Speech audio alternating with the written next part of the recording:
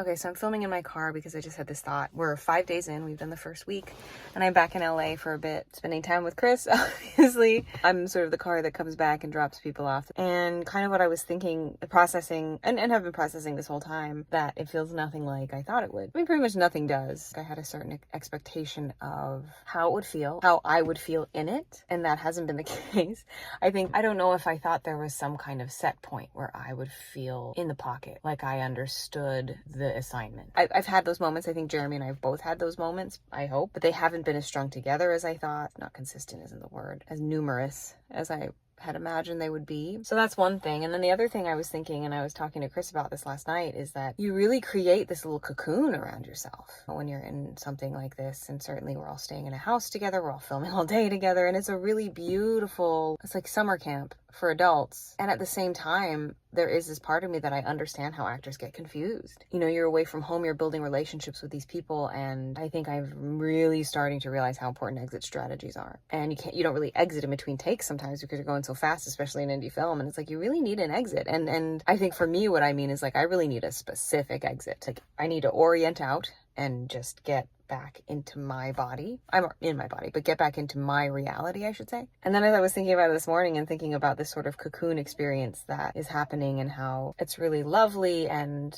romantic and elevated and fun, and you're in a team and everybody's doing the same thing. And that's kind of what I mean by romance, not in the traditional sense of like a romantic relationship, but like it's a romantic thing making art. You know, this morning I realized that might be also a me thing, because I think coming from a divorced home, coming from a home that was broken up, there's this deep craving in me to have something whole, to have a sense of we're all in this together, and that to have a sense of family, I suppose, really. And so the sense of cocoon might not be something that just happens as part of the deal, but is actually something that I am it's an experience I'm actively creating, subconsciously creating for myself. It's a fascinating idea that even the way that we approach something like making a film, it seems to be so much of a curated experience and then so much of a subconscious experience. Hannah and I have spent so much time thinking about how we want to do this and what we're doing, and then the lived experience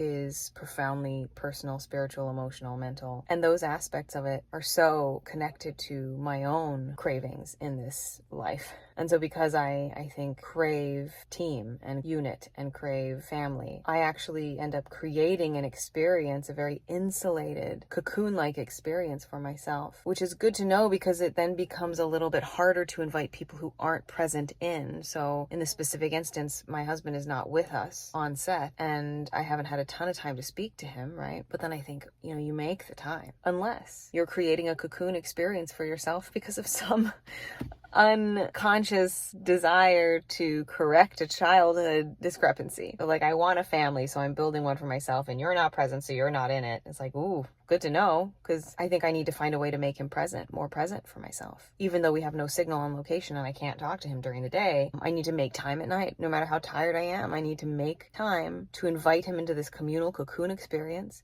because if it's happening and if it's something that I'm craving, I don't want to just yank that out of my hands. I want to give myself this beautiful redemptive experience while also inviting the most important person in my life into it with me, even if he can't be physically present. Gosh, what a fascinating experience this is. Nothing in this life is ever what anybody tells you it is. Marriage is not what anybody told me it is, and it's not because they're wrong. It's just because words completely inadequately express literally any experience. And so you can tell somebody a million ways to Sunday what something feels like for you, or what something is for you. They're going to get 3 years into that same thing, if it's like marriage or making a film, and they're going to say, it's nothing like anybody told me. This doesn't feel the same. I don't understand this. And I've heard people talk about it, and I think I get it now.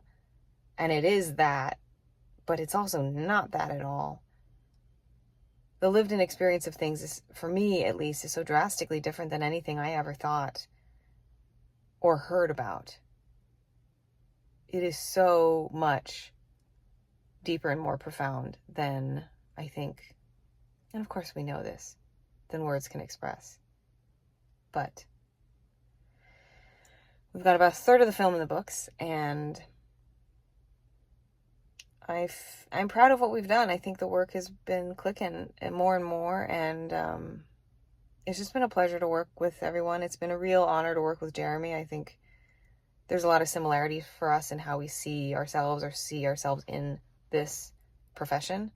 And also just working with people, there's such a high degree of safety. I feel very safe with these people, and starting to get to know Alex and Amanda better and feeling safer, and Edward is just a joy.